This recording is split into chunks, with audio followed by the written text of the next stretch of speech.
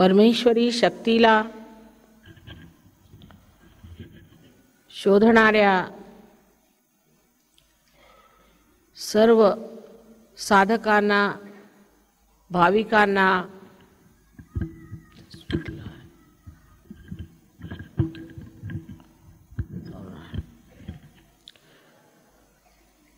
आमचा प्रणिपात.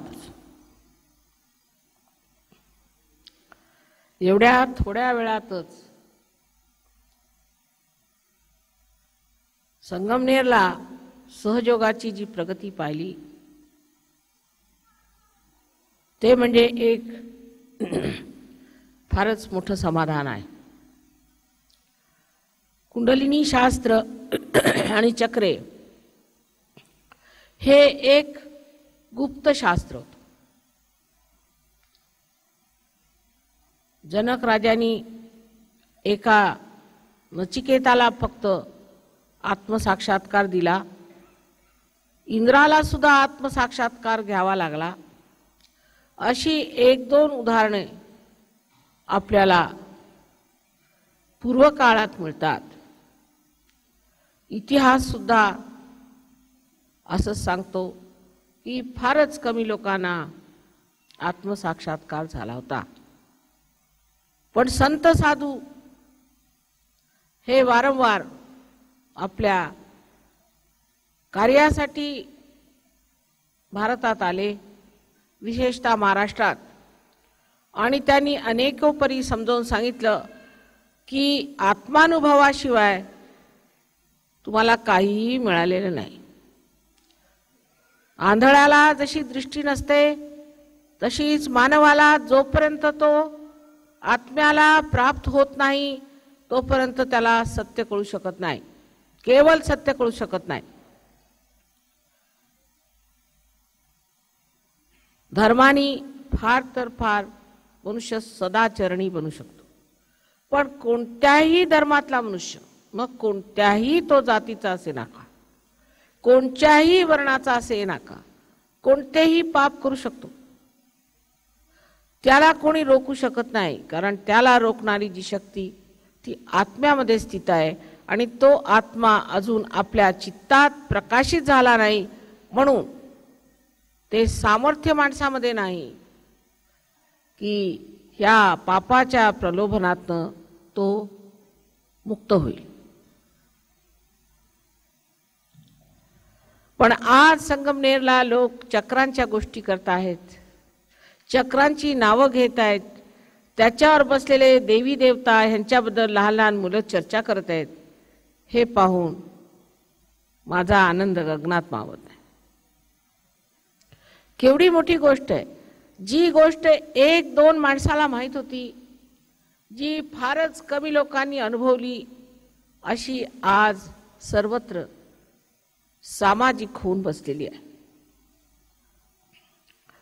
सहयोगाचे अनेक फायदे आहेत, पण सर्वात मुख्य म्हणजे असे की सदाचरणाने मनुष्याला पूर्णत्व येऊ शकत नाही. आत्मानुभवाने त्याला पूर्णत्व येतं. जोपर्यंत आत्म्याचा प्रकाश आपल्या चित्तात पडत नाही तोपर्यंत आपल्याला खरं आणि खोटं ह्याचा पूर्ण अंदाज, संपूर्ण कल्पना येऊ शकत नाही. त्याशिवाय आत्मानुभव म्हणजे जीवाशिवाची भेट, म्हणजे परमेश्वराशी संबंध, म्हणजे परमेश्वरी शक्तीचा आपल्यामध्ये आलेला संबंध प्रवाह.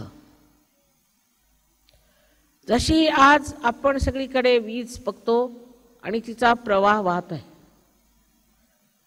आणि ह्या सर्व प्रकाशाला आपण सहजच एका बटननी दाबून प्रकाशात आणू शकतो. तसंच मानवामध्ये सुद्धा परमेश्वराने सर्व सुंदर व्यवस्था करून ठेवलेली आहे कुंडलिनीची.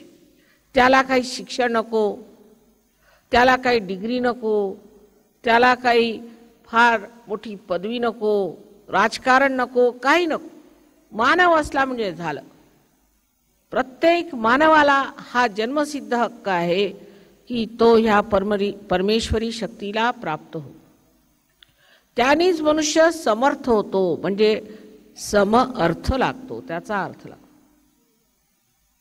त्याशिवाय माणसाला काहीही किंमत नाही. आज मोठ्या खुर्चीवर बसला तर उद्या त्याला लोक लाथाडून टाकतील.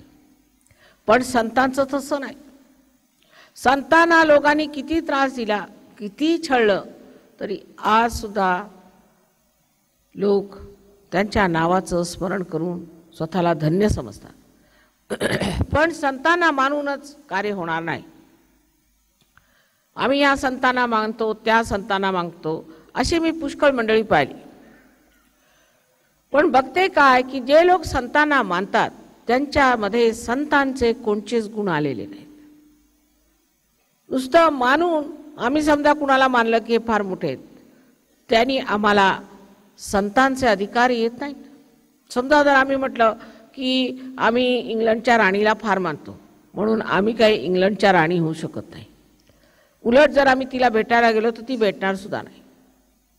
तेव्हा आमच्यामध्ये काही त्या भावनेचा, त्या विचाराचा, त्या भक्तीचा परिणाम येत नाही. तेव्हा हे काय गौड बंगाल आहे असं लोकांना समजतं की हे काय चाललेलं आहे.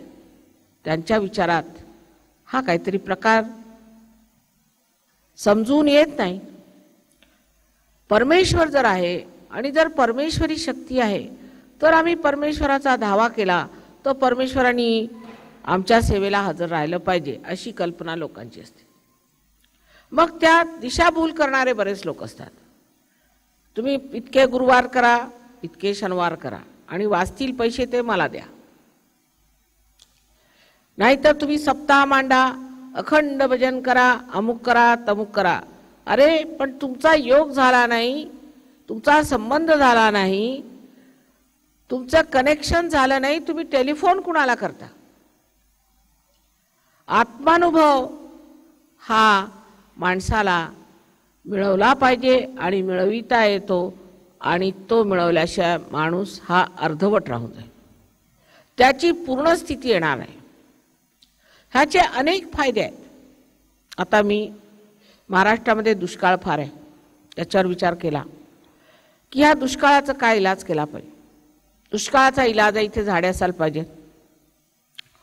झाडे नसली तर परमेश्वर कशाला इथे पाऊस घालेल. हे एक वर्तुळ आहे.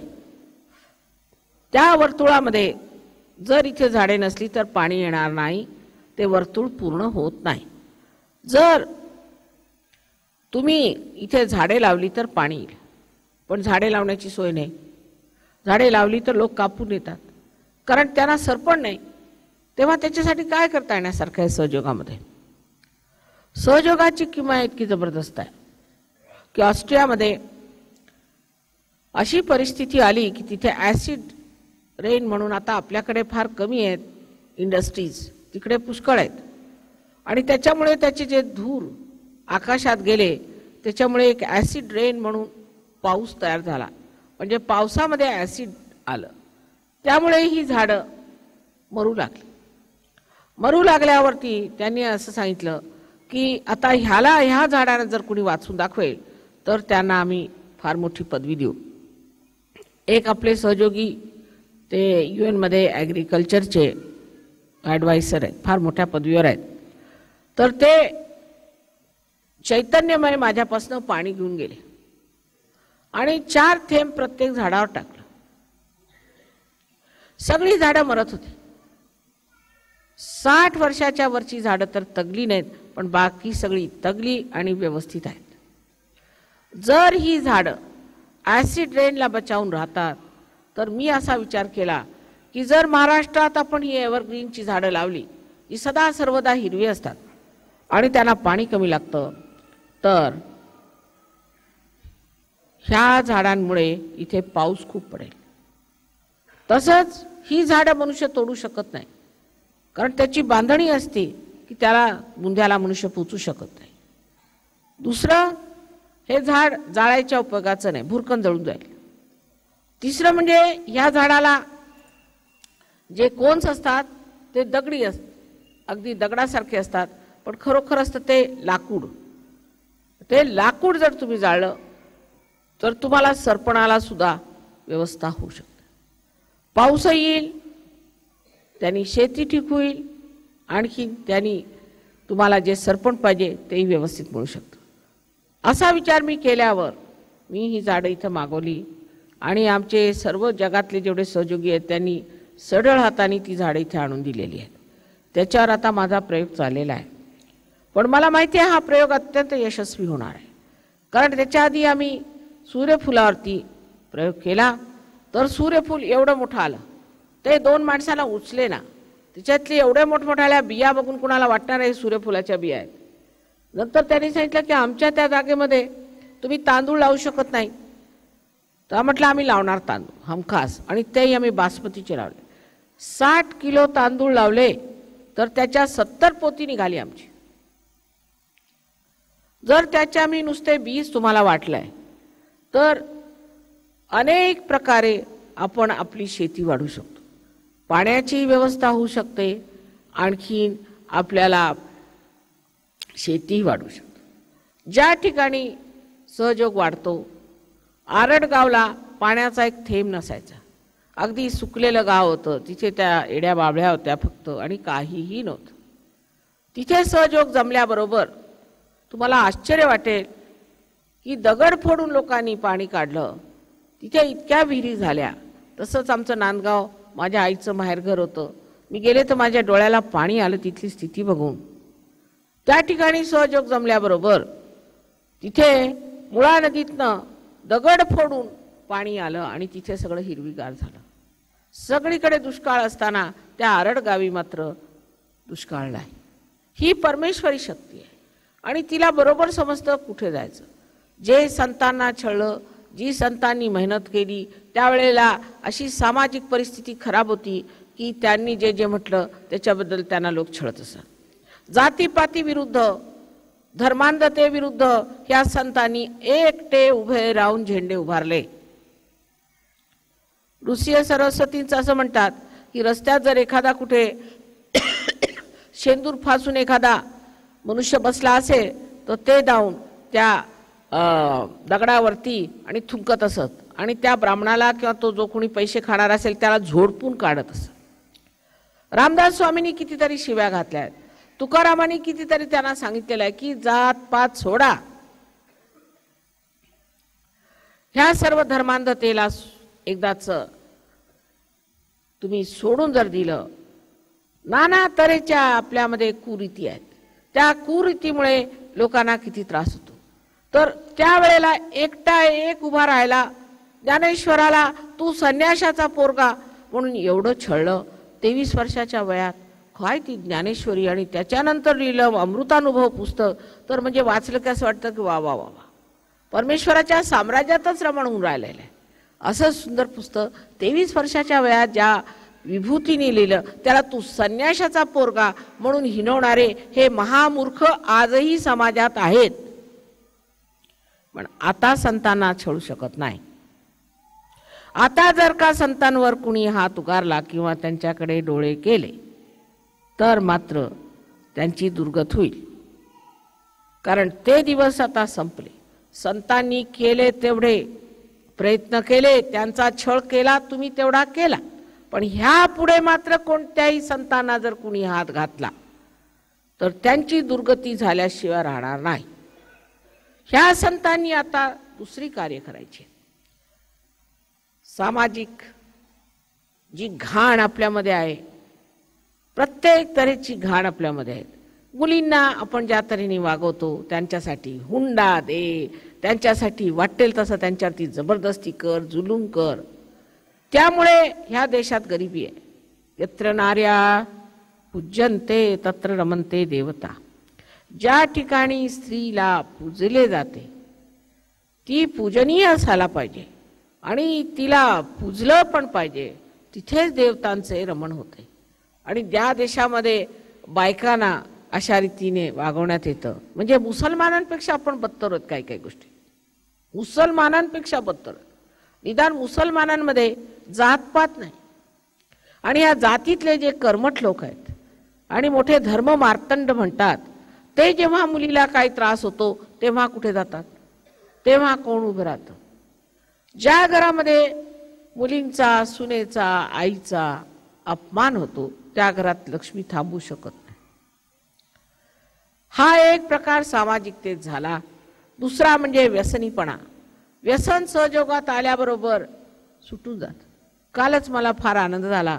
काही मुलं आली होती, ती कॉलेजमध्ये शिकतात, त्यांना ड्रगचं व्यसन लागलं होतं आणि ते म्हणाले, माताजी सहयोगामुळे आमचं सगळं व्यसन सुटून आम्ही निर्मुक्त झालो, निसंगात.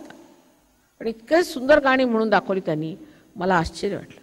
उद्या तुमची मुलं मोठी होतील तेव्हा त्यांनाही व्यसन लागू शकतात, कारण परदेशी भूत इथे शिरत आहेत. हे लोक जे इथे परदेशातले आलेत हे साधू संत एका दिवसात सगळी व्यसनं सोडून उभे झाले. कमळासारखे यांच्या जीवनामध्ये सौंदर्य आलेलं आहे, ते आपल्या मुलांमध्ये येऊ शकतं, त्यांचं आयुष्य नीट होऊ शकतं. आई वडिलांचा मान आदर करणे. पण जे आई वडील दुष्टासारखे वागतात आणि मुलांना त्रास देतात, इतकंच नव्हे तर घरामध्ये क्रोध वगैरे करून आपल्या घरातल्या मुलीबाळींना छळतात, त्यांना देवासारखं मानायची काही गरज नाही असं सहयोगात लिहिलेलं आहे.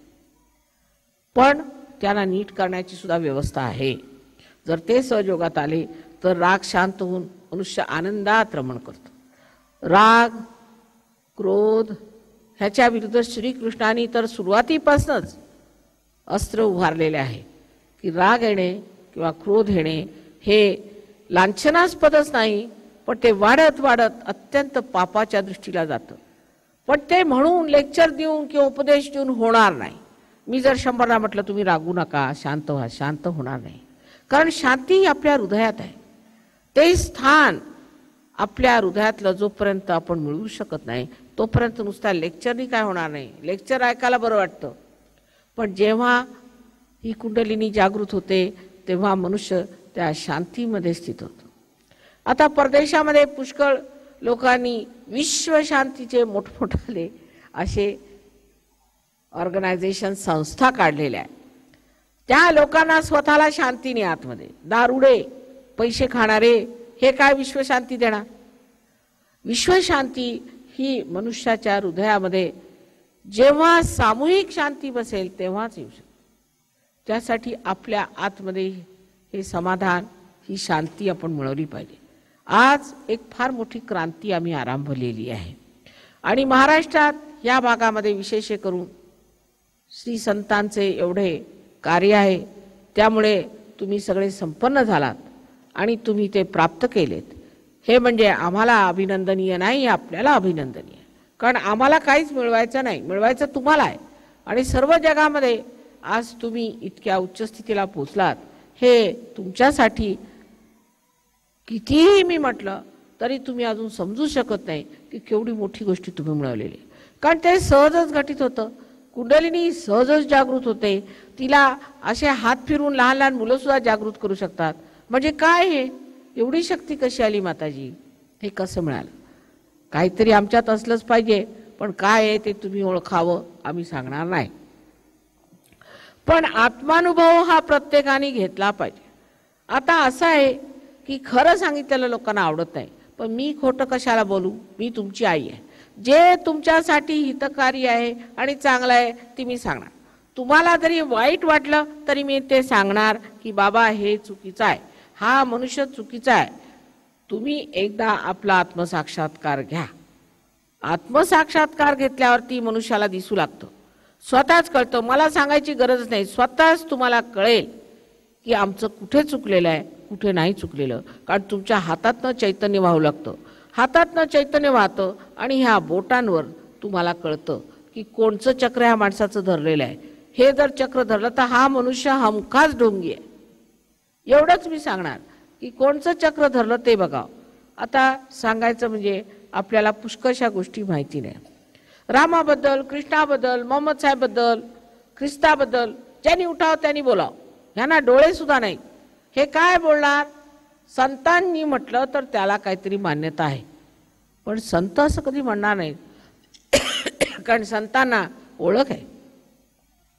संतांना ओळख संतांची आहे पहिल्यांदा. जो संत असेल त्यालाच ओळखतील, जो संत नाही व्यवस्थित सांगतील हा संत नाही भामटा आहे. कारण संतांना भीती नसते, ते समर्थ आहे. पण त्यावेळेला माणसांनी लक्षात घेतलं पाहिजे की आपल्याला हा त्रास कशामुळे येतो. आता आजच मला कुणी सांगत होतं की एक गृहस्थ आहेत, त्यांना हृदयविकार झाला. त्यांची बायको एका चूक अशा माणसाकडे जाते आणि त्याच्या नादी लागली, म्हणजे त्याची पूजा अर्चा करते. हा राक्षस आहे. त्या राक्षसाला ती मानते. जर ती त्या राक्षसाला गुरु मानते तर ह्याला हार्ट अटॅक येणारच. पण राक्षस आहे किंवा नाही हे बाह्यात कसं ओळखायचं, त्याच्यासाठी संतांची लक्षणं लिहून ठेवली. जो मनुष्य तुमच्याकडनं पैसे घेतो, पहिली गोष्ट तिथे तो संत नाही. सहयोगाने मात्र लक्षात ठेवलं पाहिजे की तुम्हाला चैतन्याच्या लहरी मिळाल्या आहेत. आता तुमची जाणीव परिसासारखी आहे. ती जिथे जाईल आणि जी ते म्हणेल ते तुम्ही जाणलं पाहिजे, ते मान्य केलं पाहिजे. पण सुरुवातीला विसरतात, विचार करत नाही. पूर्वीची जी पद्धत, आता हा चांगला कपडे बिपडे घालून व्यवस्थित मनुष्य आलेला आहे तर हा असलाच पाहिजे. कुणी भगवा वस्त्र घालून येऊन बसला, अलख निरंजन म्हणाला की तो मच्छिंद्रनाथ झालाच. मग तो कसा मनुष्य आहे, आता जेलमधून सुटून आला की काय वगैरे काही पाहायचं नाही. ह्या साधे भोळेपणाचा फायदा ते लोक उचलतात, पण आपण किती नुकसान उचलतो ते आपल्याला माहिती आहे. अशा लोकांपासून कितीतरी विकार होतात. विशेष करून आजकाल जेवढे हे विकार निघालेले आहेत, कॅन्सर वगैरे, हे सगळे ह्या दुष्ट लोकांच्यामुळे होतात. हे तुम्हाला सहयोगात आल्यावर कळेल. तुम्हाला डॉक्टर व्हायची गरज नाही, तुम्हाला डिग्री घ्यायची गरज नाही. एकदा तुमची कुंडलिनी जागृत झाली की तुम्हाला बरोबर कळेल ह्या माणसाचं कोणचं चक्र धरलेलं आहे आणि ह्याला कोणचा त्रास आहे. फक्त एवढं शिकायचं आहे, ठीक कसं करायचं. प्रत्येक मनुष्य, प्रत्येक मुलगा, प्रत्येक मुलगी, प्रत्येक बाई, सगळेजण गुरु पदाला जाऊ शकतात. आता लोकांना असं वाटेल की माताजी एवढं कठीण होतं एका काळी, आता कसं सोपं झालं. पण झालंय ना. का झालं असं आहे, सुरुवातीला बाग लावली तेव्हा 1-2 फुलंच आली होती, पण आता बहार आलेली आहे, ते दिसतंय. इतकी मुलं पार झाली. लहान लहान मुलांना समजतं सहस्त्रार म्हणजे काय. पूर्वी सहस्त्रार कशाशी खातात जर कुणाला विचारलं असतं तर आमचे खापरपणजे किंवा आमचे आजोबा किंवा अशा लोकांना जर विचारलं असतं म्हणजे काय बुवा हे आहे काय सहस्त्रार, आम्हाला काय माहिती. पण आज लहान लहान मुलांना सुद्धा सहस्त्रार काय ते माहिती आहे, कुंडलिनी काय ते माहिती आहे. कसं हे ज्ञान आलं. मी काही सगळ्यांशी बोलत नाही, कारण एकदा जर की तुमची कुंडलिनी जागृत झाली तर संबंध ज्ञान तुमच्या डोक्यात आहे. ज्ञानाचा प्रकाश तुमच्यात पडतो, लगेचच तुम्हाला सगळ्या गोष्टींचं ज्ञान होतं आणि तुम्ही समजू शकता. पुस्तकं वाचायला नको, त्याच्यासाठी पारायण करायला नको, उपास तपास करायला नको, गुरु शोधत फिरायला नको आणि पैसे तर मुळीच खर्च करायला नको. पण त्याचा परिणाम असा होतो की तुम्ही अत्यंत सुंदर सुवर्णासारखे स्वच्छ असे चमकून निघता. तुमचं व्यक्तित्व विशेष होतं. आता महाराष्ट्रात मला सगळे सांगतात की माताजी इथे राजकारण फार खराब आहे. राजकारणामध्ये असे लोक आहेत काय विचारू नका. आमच्या मुलांनाही खराब करतायत. आणखीन सगळ्या तऱ्हेने फार त्रास आहे राजकारणात. पैसे कमवतात, खूप पैसे एकत्र केलेत आणि सगळ्यांना फुलतापा देतात. आता काय करावं ते समजतात. हेच राजकारण उद्या रामराज्यात येईल, हेच राजकारण उद्या चांगलं होईल. पण हे राजकारणी सहयोगात आले पाहिजेत किंवा सहयोगाने राजकारणात गेलं पाहिजे. जेव्हा ती स्थिती येईल तेव्हा तुम्हाला आश्चर्य वाटेल की सर्व जगामध्ये ह्या भारतभूमीमध्ये सगळ्यात उत्तम असं राजकारण होऊ शकतं. पण त्यासाठी खंबीरपणाने सहयोगामध्ये जमलं पाहिजे. आपलं व्यक्तित्व सहयोगामध्ये जमवलं पाहिजे. मुलांना सांगायची काही गरज नाही, कोणालाही काही सांगायची गरज नाही. आपोआप हातामध्ये प्रकाश आल्याबरोबर मनुष्य बघतो की माझ्या हातात साप होता तर तो चटकन टाकून देईल. त्याच्या आधी तुम्ही सांगितलं बाबा तू सापाला धरून उभा आहेस, तो म्हणे नाही मी नाही. कशावर म्हणता तुम्ही, मी नाही टाकणार. त्याला प्रकाश पाहिजे. तो प्रकाश आल्याबरोबर मनुष्य एकदम टाकून देतो. पण हे मी जरा बाह्यातलं सांगितलं, पण हे खरोखर म्हणजे तुमच्या नसा वाहू लागतं ते चैतन्य. त्यांनी तुमची तब्येत सुधारते, तुमच्या प्रकृत्या सुधारतात, तुम्हाला रोग होत नाहीत, तुमचे सामाजिक प्रश्न सुटतात, कौटुंबिक प्रश्न सुटतात. इतकंच नव्हे, तुमचे लक्ष्मीचे तत्व जागृत होऊन ती लक्ष्मी तुमच्यामध्ये बसते आणि तिची जी काही किमया सुरू होते. तुम्हाला आश्चर्य वाटे की आज जे कोणी मोठमोठाले इंडस्ट्रियलिस्ट सहयोगी आहेत त्यांचं नाव जगभर पसरलेलं आहे. प्रत्येक ह्याच्यामध्ये शेतीमध्ये इतकं उत्पादन होईल की तुम्हाला आश्चर्य वाटेल झाला कसा चमत्कार. प्रत्येक ह्याच्यामध्ये ही दैवी लीला आहे आणि ही दैवी लीला आणि देवाची जी काही किमया आहे ती तुमच्या हातातून घटित होते. फक्त तुम्हाला थोडं जाणलं पाहिजे की ही शक्ती कशी वापरायची. ही शक्ती तुम्ही वाईट कामासाठी वापरू शकत नाही. जर तुम्ही एकतर इच्छाच होणार नाही आणि जर चुकून माकून झालीच तर ही शक्ती तुमच्यातून निघून जाईल. वाईट कार्यासाठी, कुणाचं वाईट करण्यासाठी ही शक्ती नाही. कोणी तुमचा दुश्मन असो, तुम्हाला कुणी त्रास देणार मनुष्य आहे, त्याला परमेश्वर बघून घेईल, पण तुम्हाला काहीही करावं लागणार नाही. तुम्ही आपल्या धोपट मार्गाने राहायचं, आपल्या सत्य मार्गावर राहायचं, कोणी तुम्हाला हात लावू शकत नाही. समृद्धी येते. आज तुम्हाला माहित असेल की इंग्लंडमध्ये कितीतरी लोकांना नोकऱ्या नाही, लाखो लोकांना नोकऱ्या नाही आहेत इंग्लंड सारख्या लहानशा देशामध्ये. पण सहयोगात कुणी आला रे आला त्याला नोकरी मिळून तो व्यवस्थित होतो. कितीतरी मुलं जी फर्स्ट क्लासमध्ये पास झालेली आहेत ती सगळी सहयोगी आहेत. ज्यांनी मोठमोठ्या परीक्षेमध्ये यश कमवलेलं आहे ते बहुतेक सहयोगी आहेत. प्रत्येक क्षेत्रामध्ये, मग ते सामाजिक असो, ते राजकारणी असो किंवा बौद्धिक असो, प्रत्येक क्षेत्रामध्ये असे लोक चमकून निघालेले आहेत. त्याला कारण असं नव्हे की मनुष्य हा जेव्हा आत्मसाक्षात्कारी होतो तर त्याला बडी मोठी महत्वाकांक्षा येते, मुळीच नाही. तो अत्यंत समाधानी होतो.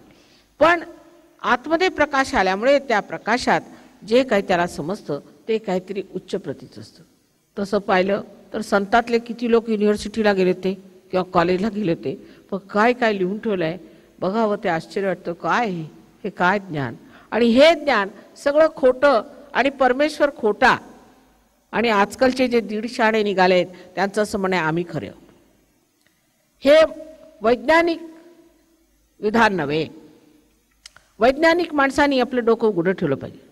जोपर्यंत तुम्ही परमेश्वराबद्दल शोध केला नाही, सत्याचा शोध केला नाही, त्याच्याबद्दल माहिती मिळवली नाही, तेव्हा हे सगळं खोटं अशा भूलतापा देणाऱ्या लोकांवरती तुम्ही मुळीच विश्वास ठेवू नये. कबूल. परमेश्वराच्या नावावरती सगळा खोटेपणा करतात, परमेश्वराच्या नावावर पैसे एकत्र करतात, परमेश्वराच्या नावावरती भूत नाचवतात, देवळामध्ये भयंकर घाणेरडे प्रकार चालतात. सगळं मला कबूल असलं तरी त्यामध्ये परमेश्वर नाही हे कसं सिद्ध झालं. उलट जेवढी वस्तू चांगली असेल त्याचाच लोक फायदा उचलतात. आमच्या मुंबईला एकदा विस्कीची बाटली लोकांनी म्हटलं कशी कस्टमरनं काढायची, तर गीतेची पुस्तकं लिहिली आणि ते अशी खोटी गीतेची पुस्तकं करून त्याच्यामध्ये असं बॉक्स करून त्याच्यामध्ये ते बाटली भरून ती काढली. लोकांना मग शंका आली की इंग्लंडहून कशाला गीता लिहून येते, इकडे असते तर मग त्यांनी उघडून पाहिलं त्याच्यात विस्कीच्या बाटल्या मिळाल्या.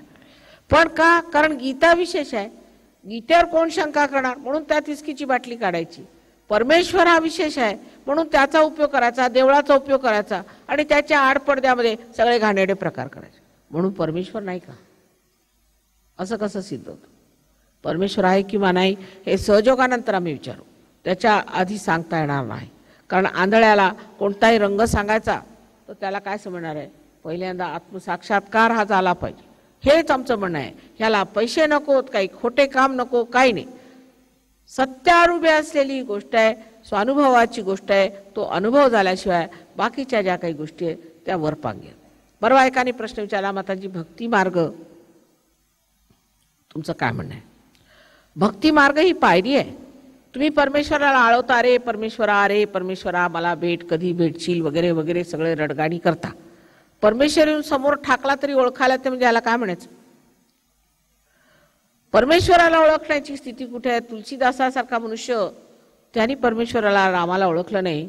चित्रकूट के घाट पर भई संतन की भीड, तुलसी दास चंदन किसे तिलक करत रघुबीर. आणि ओळखलं नाही, मात्र हनुमानाला ओळखलं नाही. तुलसीदास स्वतः आत्मसाक्षात्कारी नव्हते असं मला वाटतं, पण वाल्मिकी होते. वाल्मिकी आणि तुलसीदासामध्ये पुष्कळ फरक आहे. मग उत्तर रामचरित्र जे माणसाने लिहिलं असेल तो आत्मसाक्षात्कारी नव्हता हे सिद्ध आहे. जो आत्मसाक्षात्कारी मनुष्य असतो तो गहन गोष्टी लिहितो, वरपांगी गोष्टी लिहित नाही, आत्म्याच्या गोष्टी लिहितो. तर त्यांनी स्वतः सांगितलं तुलसीदासनी की मी ओळखलं नाही. दुसरं तुम्हाला बघा की आपल्याकडे सूरदास होते, कबीरदास होते. सूरदासाचं सारखं आहे की तू कधी भेटशील मला, हे श्याम तू मला कधी भेटशील, मला तुला बघायचं आहे, तू मला कधी भेटशील. ही जिथे आर्तता आहे तिथे भक्ती झाली. पण कबीर त्याची जी अधिकारवाणी आहे त्यावर स्पष्ट दिसतं की कबीर हा आत्मसाक्षात्कारी होता. जसं तुकारामांनी सुरुवातीच्या अभंगांमध्ये म्हटलेलं आहे की परमेश्वरा मला कधी भेटशील. पण आत्मसाक्षात्कार ज्यांच्या झाला ते साक्षात्कारीच होते, पण त्याची त्यांना कल्पना नव्हती, जाणीव नव्हती. पण जेव्हा त्याची जाणीव आली तेव्हा त्यांनी लिहिलं आहे की अणुरेणू हुनी तोडका तुका आकाशा एवढा. हे सगळं काही जाणणं, हे काही बोलणं, हे सर्वसाधारण माणसाला समजायचं नाही. म्हणजे नामदेवानी जेव्हा भेट घेतली गोरा कुंभारांची, हे शिंपी ते कुंभार जात नाही, पात नाही, संतांना काही जात नसते, आणि गेले. त्यांनी पाहिलं तर ते माती तुडवत बसले होते. त्यांनी प्रश्न केला, कसं काय, कसे आले तुम्ही? पाहिल्याबरोबर नामदेव म्हणाले, निर्गुणाच्या भेटी आलो सगुणाशी. हे निर्गुण बघायला मी आलो तो चैतन्य, पण तू सगुणात उभा आहे, सगुणामध्ये निर्गुण सगळं बसलेलं आहे.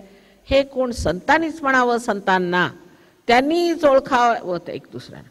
मानवाचं तसं नसतं, एक दुसऱ्याला भेटले तरी शिव्या देतील, आपामध्ये कॉम्पिटिशन होईल. एक दुसऱ्याला भेटला तो तुम्ही का असे, आम्ही असे. संतांचं तसं नाही. मग नामदेव गेले. आता हे नामदेवांनी वरण केलं कुणाचं, तर एक गोरा कुंभाराचं. मग नामदेव गेले ह्याला पंजाबात नामदेव गेले तर त्यांना हे बघा ह्या बायकांचा प्रकार. तुम्हाला म्हटलं होतं ना आधी जा म्हणून. अशा अर्धवट लोक फार आहेत आपल्याकडे. आधी म्हटलं जा तर शिस्तीत जायला पाहिजे, पण तसं नाही जायचं, मधून उठून जायचं.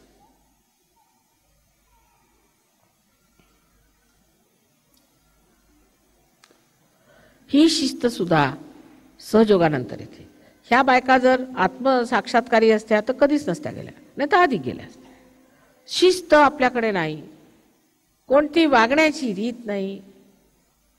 अस्त्यावस्थ लोक आहेत. रस्त्याने पाहिलं तर सगळीकडे घाण पडलेली आहे. आपापसात शिव्या गाळ भांडणं, रस्त्यामध्ये नुसते तंटे चाललेले. हे सगळं काही आहे त्याला कारण आपल्या देशामध्ये धर्माच्या गोष्टी नाही तसं नाही, आदर्श नाही तसं नाही, पण त्या आदर्शाला आपण प्राप्त झालेले नाही, अर्धवटच होत अजून. त्या अर्धवटपणामुळे आपण असे वागतो आणि त्यातला मूर्खपणा आपल्याला दिसूनच येत नाही. कारण आपण हा मूर्खपणा करतो हे सुद्धा समजण्यासाठी प्रकाश असायला पाहिजे. तर जेव्हा नानक साहेबांच्याकडे नामदेव गेले तेव्हा त्यांना पाहून नानक साहेब उठले आणि त्यांना कडकडून मिठी मारली की कुठून आले तुम्ही एवढे मोठे संत. त्यांना बसवलं, त्यांची पाद्यपूजा केली आणि म्हणे आता नामदेवा तुला आम्ही पंजाबातनं जाऊ देणार नाही, तू आता आमच्या इथे कविता कर. ते म्हणे मला मराठी भाषा येते, हिंदी सुद्धा येते. अरे बाबा तू पंजाबी शिक, आणि तू मराठीतच लिही, आम्ही पंजाबीत लिहू. तर ग्रंथसाहेबमध्ये नामदेवांच्या कितीतरी कविता आहेत, पण आपल्याकडे तो एक शिंपी होता. शिंपी म्हणजे शिंपी होता असं म्हणतो आपण. नामदेवांच्या कविता ग्रंथसाहेबमध्ये शीख लोक वाचतायत. आता ह्यांचं शहाणपण काय सांगावं शिखांचं, किती इकडे नामदेवांच्या कविता वाचतायत. जनाबाईच्या सुद्धा कविता त्या ग्रंथसाहेबमध्ये आहेत. मला आश्चर्य वाटलं, मी पहिल्यांदा पंजाबात गेले तेव्हा गुरु ग्रंथसाहेब पाहिला, त्याच्यात मराठी भाषा म्हणजे मला आश्चर्य वाटलं. आणि पंजाबीमध्ये पुष्कळ मराठी शब्द वाचून पाहून मला आश्चर्य वाटलं. मग कळलं नामदेव साहेबांचं हे काम आहे. आणि ते सगळं लिहिलंय त्यांनी पंजाबी भाषेत, म्हणजे असं की लिहिण्याची लिपी पंजाबी आहे पण आहे सगळी मराठी. मराठीचे संबंध ते गुरु ग्रंथ साहेब मध्ये. आता या सिखांना कोणी सांगायचं, ते बसले अखंड पाठ. इथून सुरू झाला मंत्र त्यांचा तो गुरुग्रंथच आहे. वाचायला बसले म्हणजे एक सरदारजीने एवढं वाचलं की तो बोट ठेवून उठला की दुसरा आला, त्या बोटापासून सुरू केलं की तिसरं सुरू. पण ते काय बोलून गेले, काय म्हणाले, काय त्याचा अर्थ नाही. वाचत जायचं. मराठी असो, बंगाली असो, हिंदी असो, सगळ्यांनी वाचत जायचं. लाईन वाचायचं, अखंड पाठ. त्यांनी म्हटलंय का हे रे बन खो जन जाई, सदा निवासी सदा अलेपा तो हे संग समाई. मग म्हटलंय की पुष्प मध्य जो बास बसत है, मुकुर माही जस छाई. मुकुर म्हणजे हत्ती. तैसे ही प्रभू बसई निरंतर, घटही खोजो भाई. म्हणजे हृदयामध्ये शोध, घटही खोजो भाई. आता हे म्हणते घटही खोजो भाई, घटही खोजो. अब ते पाठांतर चालले. तासन तास हातात टाळ घेऊन कुटत बसायचं, चिमटे मारत बसायचं. घटही खोजो, घटही खोजो म्हणजे याला अर्थ आहे का काही? वेडेपणाची कमाल वाटते. अहो काय म्हटलंय त्याच्यात, घटही खोजो. आता उद्या तुमचं डोकं दुखलं समजा, आम्ही म्हटलंय बघा अमृतांजन घेऊन चोळावे त्यांनी बरं वाटेल, समजा आम्ही म्हटलं, तर तुम्ही पाठ करत बसा अमृतांजन घेऊन चोळावे. तशातला हा प्रकार, अमृतांजन घेऊन चोळावे. माताजींनी सांगितलं हा मंत्र आहे, म्हणत राहा म्हणत राहा. त्यांनी डोकं दुखी तुम्हाला येऊन मला तर फार जास्त होणार. ह्या अशातले प्रकार. मग म्हणे आम्ही नामस्मरण करतो, पांडुरंग पांडुरंग पांडुरंग. अरे काय बोलायची सुद्धा सोय नाही त्याला. तोंडामध्ये तंबाखू भरली, चालले पांडुरंग. अरे ते तंबाखू आणि कृष्णाचं असं वाकडं आहे, ते तोंडात भरली चालले आपले पांडुरंग पांडुरंग पांडुरंग. भिकाऱ्यासारखे कपडे घालून. अरे तो योगेश्वर धनवंतरी लक्ष्मी पती तो श्रीकृष्ण, त्याच्या देवळात तुम्ही हे असे फटिंगणासारखे कसे चालले?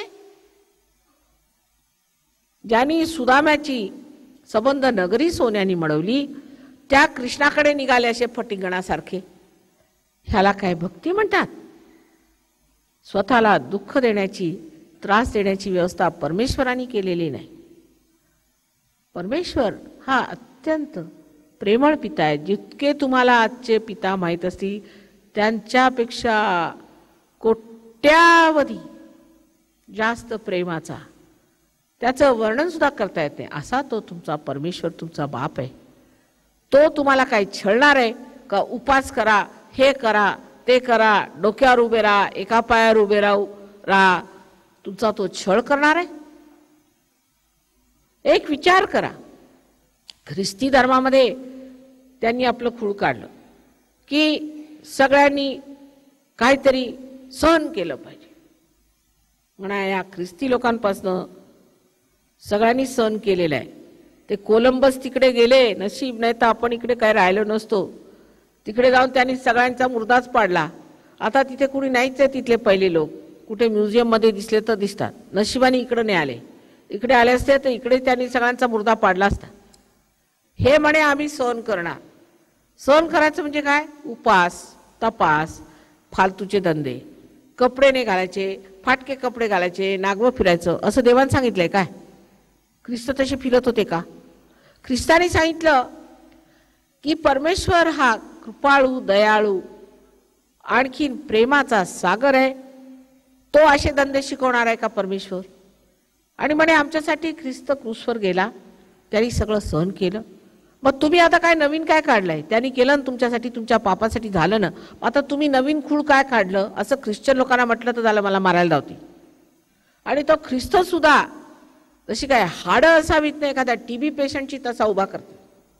अहो एवढा मोठा क्रॉस उचलायला या पोपला सांगा म्हणा उचलून नये म्हणजे कळे. ते केवढे बलिष्ठ होते.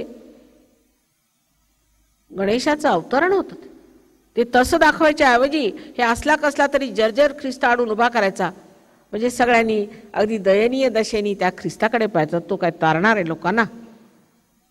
तसं प्रत्येकाचे वाभाडे काढून ठेवलेले आहेत लोकांनी. आणि जितकं डोकं जास्त तितकं वाभाडे जास्त. ख्रिस्ती लोकांना डोकं जास्त असल्यामुळे त्यांनी जास्तच वाभाडे काढले. भक्ती कमी आहे. आणि आपल्या महाराष्ट्रात सुद्धा काहीही कुणी कमी करून ठेवलेलं नाही. सर्व धर्मामध्ये अतिशहाणपण आहे. मुसलमानांचा तसाच प्रकार आहे. मोहम्मद साहेबांनी इस्लाम शब्द जो वापरलाय त्याचा अर्थ आहे की समर्पण परमेश्वराला असलं. ह्यांचं समर्पण बघतच होतं आपण. आता आपापसात रोज माना कापत फिरतात. दुसरी गोष्ट विशेष करून त्यांनी जी सांगितली, विशेष करून जी त्यांनी गोष्ट सांगितलेली आहे ती अशी की कयामा म्हणजे पुनरुत्थानाचा दिवस जेव्हा येईल, ज्या वेळेला रिझरेक्शन होईल, त्यावेळेला तुमचे हात बोलतील, तुमचे पाय बोलतील आणि तुमच्या हाताची बोटं तुमच्या विरुद्ध सांगतील की तुमच्यात काय चुकलेलं आहे. सहजयोग सांगितला संबंध त्यांनी, ते दत्तात्रय साक्षात मक्केश्वर शिवाय ते आपल्या शास्त्रात लिहिलेलं आहे. म्हणजे मुसलमान गाढव असले म्हणून मोहम्मद साहेब चुकीचे नाही, त्यावेळेला समयानुसार जे करायचं ते त्यांनी केलं. कृष्णाने म्हणे पुष्कळ बायका केल्या, ते कोण होतं?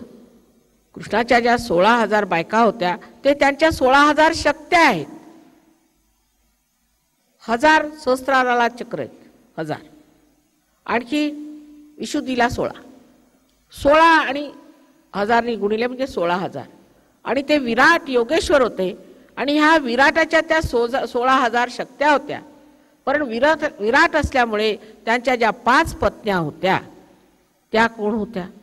त्या शक्त्या होत्या 5, ज्याला आपण म्हणू की पंचमहाभूतांच्या ह्या 5 शक्त्या त्यावेळेला त्यांच्या पत्नी स्वरूप राहिल्या.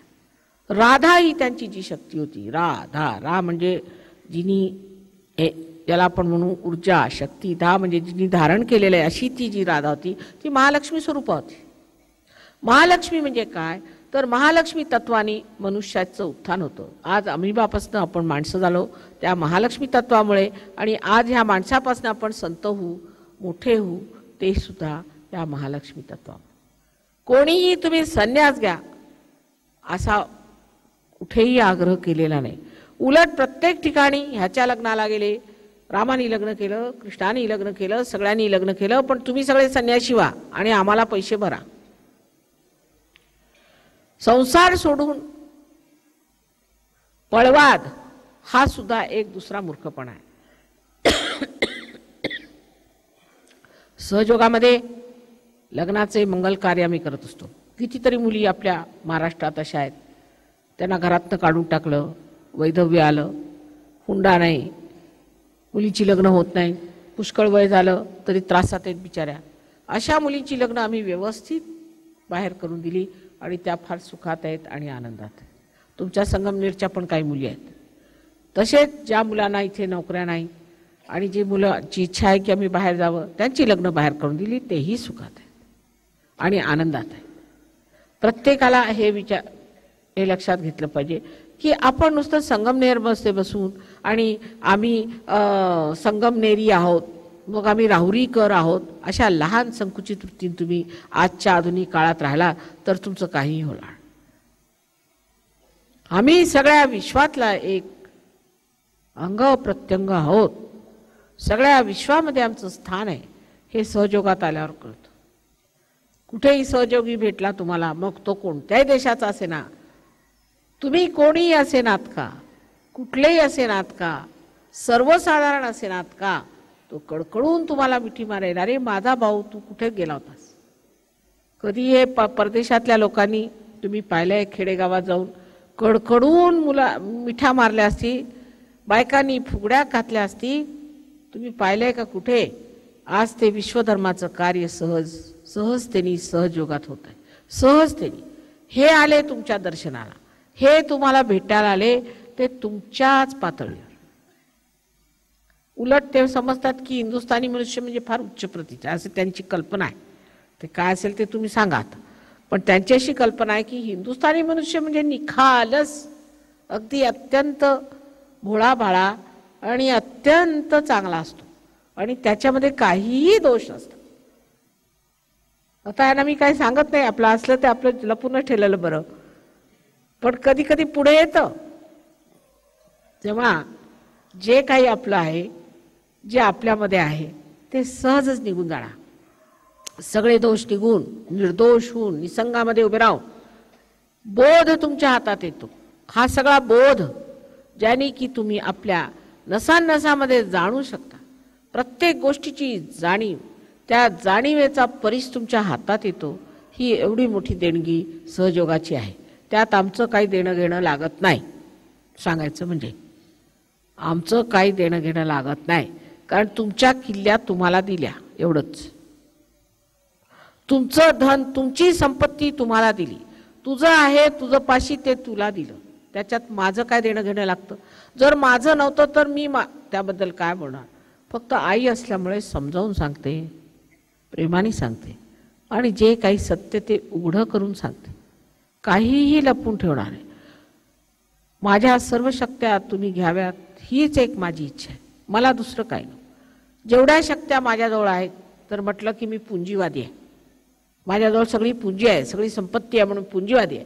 पण मी कम्युनिस्ट सुद्धा आहे. कम्युनिस्ट काय? कारण ते दिल्याशिवाय मला राहत नाही. सगळं असून, ऐश्वर्य असून ते नको. मला एकच ऐश्वर्य पाहिजे की सगळ्यांना मला देता येईल. मी माझ्या वडिलांना सांगायचे की मी मोठी झाले म्हणजे किती जगामध्ये लोक होती पण ते काय सांगता येत नाही. पण तरी म्हटलं जरी आकाशातले जितके तारे असतील तरी सगळ्यांची माझी भेट झाली तर बरं होईल, अशी एक इच्छा मला असायची. आणि आज ते आपल्यामध्ये बघून मला फार आनंद झाला. आपण सगळी इथे आला. आता आपली संपत्ती, आपली समृद्धी आपण मिळवून घ्या. त्यात शंका कुशंका काढत बसू नका. शंका कुशंका काढण्याची वेळ गेली. आता ते मिळवून घ्या. तुमच्या मुलांचं आणि तुमचं भलं करून घ्या. सर्व दृष्टीने तुमचं भलं होईल, उत्तमोत्तम होईल. हे संबंध जगातलं, विश्वातलं जेवढं राहटगाड गए ते तुमच्यासाठी फिरतंय हे लक्षात घ्या. आणि प्रत्येक गोष्ट तुम्ही मागाल तशी, जे वांछील ते तो लाहो, तो जो त्यांनी सहयोग वर्णिला होता पसायदानमध्ये, तो होण्याची वेळ झालेली आहे. तेव्हा कृपा करून फार शंका कुशंका काढू नका आणि आपला आत्मसाक्षात्कार घ्या. पण त्या उपर तुम्हाला काही प्रश्न असले तर 2-4 प्रश्न विचारा. मागच्या वर्षी जवळजवळ तुम्ही 1 तास घेतला, तसं काही करू नका. व्यर्थ वेळ घालवणं आहे. प्रश्न विचारून काही कुंडलिनी जागृत होणार नाही. आम्ही काही त्याची हमी देऊ शकत नाही. कुंडलिनी जागृत झाली ते तुमचं आहे, झाली तर तुम्हाला मिळाली. आमचं काही देणं घेणं लागत नाही. नाही झाली तर नाही झाली, झाली तर झाली. मग प्रश्न विचारून होईल किंवा उद्धटपणा करून होईल किंवा भांडण करून होईल तर होणार नाही. जसं एखादं बी आहे, तुम्ही पेरलं, ते पृथ्वी तत्वात गेलं आणि आपोआप जागृत झालं, त्याला रोप आलं, ते त्या बीजाचं आपलं कर्म आहे किंवा असं म्हणू त्या बीजाचं नशीब. नाही झालं तर तुम्ही काय डोकं आपटणार? काय करणार? त्याला झालं हे पाहिजे एवढी इच्छा आहे. सगळ्यांना हा आत्मसाक्षात्कार मिळावा, परमेश्वराची ही शक्ती मिळावी आणि त्या कारणे असणारी जेवढी काही शांती आणि कृपा आहे आणि परमेश्वराच्या साम्राज्यामध्ये प्रत्येकाला स्थान मिळावं, हीच एक आईची इच्छा आहे. दुसरं काही नाही. असो.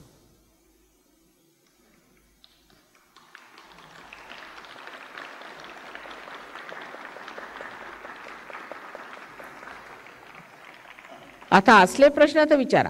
बेकारचे प्रश्न विचारू नका. अमुक गुरु म्हणाले, इकडे मी पुस्तक वाचलं वगैरे. आता मी इथे बसलेले आहे, त्या बेकारच्या लोकांच्या गोष्टी करू नका.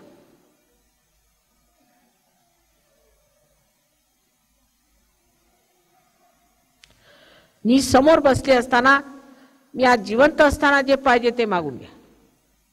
मग नंतर देवळं बांधत बसाल, त्याचा काय उपयोग?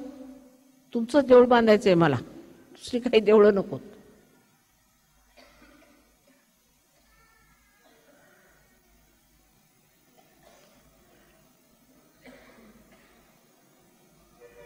आहेत का प्रश्न? मग ऐकायला आलं नाही. काय म्हणता?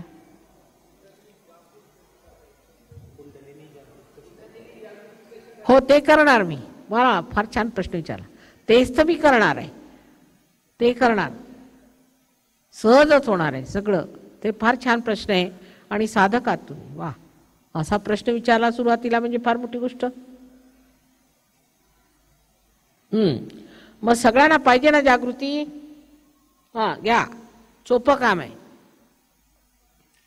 आधी दोन्ही हात माझ्याकडे असे करायचे, सद. पायात जोडे असतील तर काढून ठेवा. जमिनीवर बसले ते बरं आहे.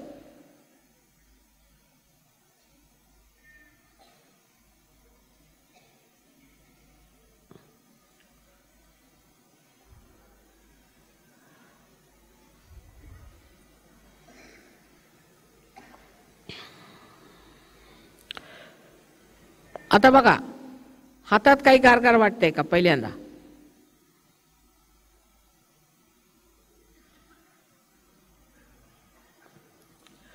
माझ्याकडे बघताना विचार करू नका, विचार नाही करायचा.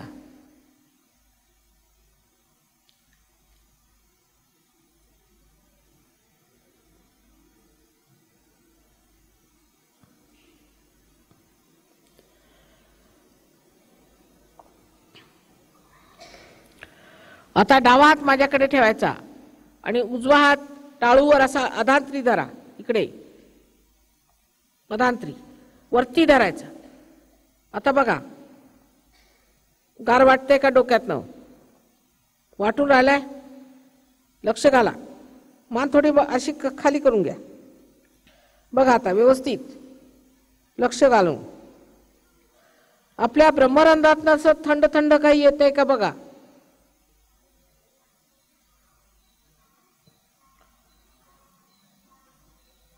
आता उजवा हात माझ्याकडे करा आणि डावा हात.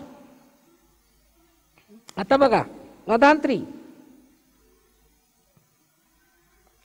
बघा येत आहे का?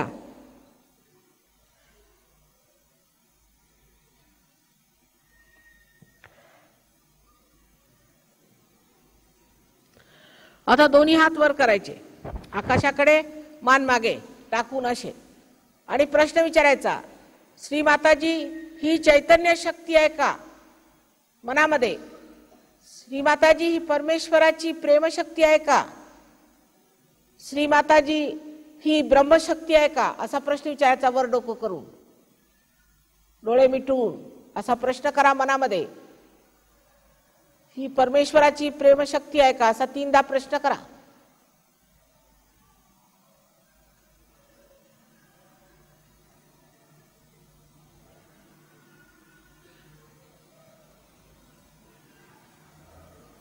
हा, आता हात खाली करा. आता बघा हातात येते का? आहे? येत असलं तर हो म्हणायचं. ज्यांना येत असलं त्यांनी हो म्हणायचं. हातात गार वाटतंय? थंड थंड वाटतंय? डोक्यातनं येतंय थंड? परत बघा डोक्याला, डोकं असं खाली, परत बघा, स्वतः बघायचं, शंका करायची नाही स्वतःबद्दल.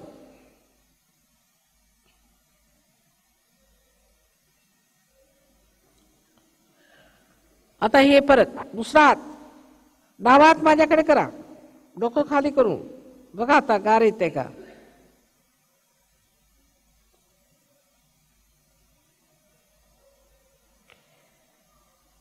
हा, वाटतंय ना गार? आता ज्यांना ज्यांना हातामध्ये गार वाटलं, डोक्यामध्ये गार वाटलं, दोन्ही हात वर करा. सगळं संगमनेर पार झालाय. धन्य तुमचे. अहो, एका क्षणात पार झाले तुम्ही सगळे. उत्तम. हात खाली करा. उत्तम. काय म्हणा आता, तुम्हालाच मी नमस्कार करते. झालं, संगमनेरचं वैभव वाढणार. कमालीचे लोक आहात तुम्ही, कमालीचे लोक आहात.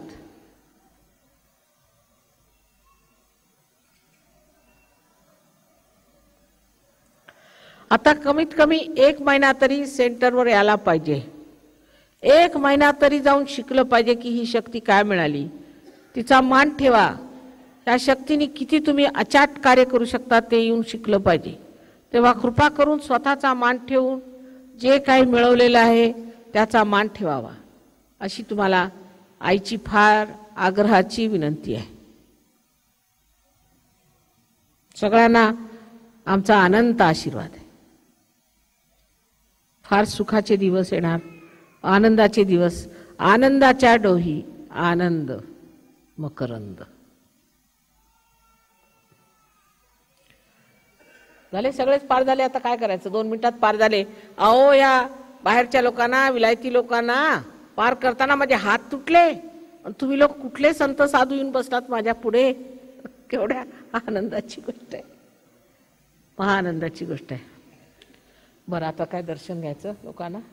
येऊ देत.